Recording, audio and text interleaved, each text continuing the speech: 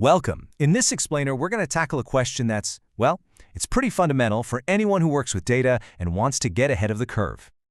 Okay, let's just dive right into this. We're all pretty good at using data to see where we've been, right?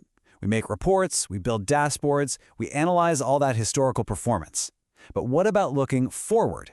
How do we make that leap from just understanding the past to actually predicting the future?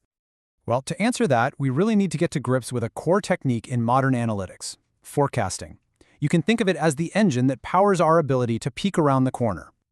At its heart, forecasting is all about being a kind of data detective. You're looking at all the clues left behind in your historical data. You're searching for a pattern, a rhythm, a sequence, anything you can use to make a really educated guess about what's coming next. Now, this represents a huge mental shift. Traditional business intelligence is fantastic for telling us what has happened. It gives us that perfect 20/20 hindsight. But analytics, and specifically forecasting, pushes us into totally different territory. It starts asking the question, what can happen? See the difference?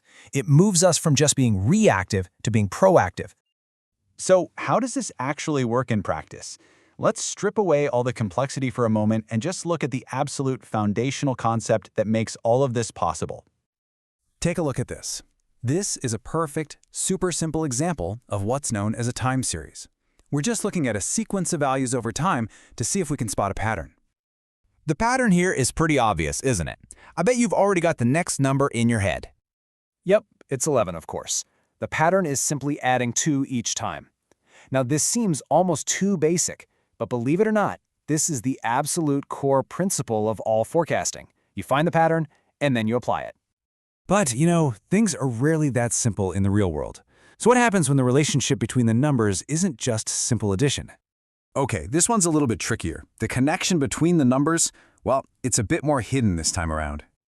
And there it is, 36. The pattern here is that we're squaring the sequence of whole numbers. 1 squared is 1, 2 squared is 4, 3 squared is 9, and so on. This is a great illustration of a key concept. Patterns aren't always right there on the surface. Sometimes they're complex and have multiple layers. Right. So real-world problems are almost never a simple sequence of numbers. They're messy. Let's see how this whole concept builds when we start adding the messiness of reality into the mix. Let's take weather forecasting. A simple model, kind of like our first number sequence, might just look at one variable, say the daily high temperature for the last few years. It might give you a decent guess, but a truly useful forecast, the kind we all rely on, needs a multivariable model. It has to look at barometric pressure, incoming weather systems, rain or snow, and dozens of other factors all at the same time. And that's the crucial point here. As we add more and more variables, whether we're trying to forecast the weather or product sales or even manufacturing defects, our forecasting algorithms have to get way more sophisticated to find that hidden pattern among all the noise. So this all sounds really powerful, but it might also sound a little abstract. As a technical professional, you might be wondering, okay, where do I actually find and use these things? Do I have to build all this from scratch? Well, the good news is, these tools are probably a lot closer than you think. For those of you familiar with modern relational databases, many of these forecasting algorithms are actually embedded directly into the database systems you're already using. Plus, they're widely available as code libraries, which makes them pretty easy to plug right into your applications.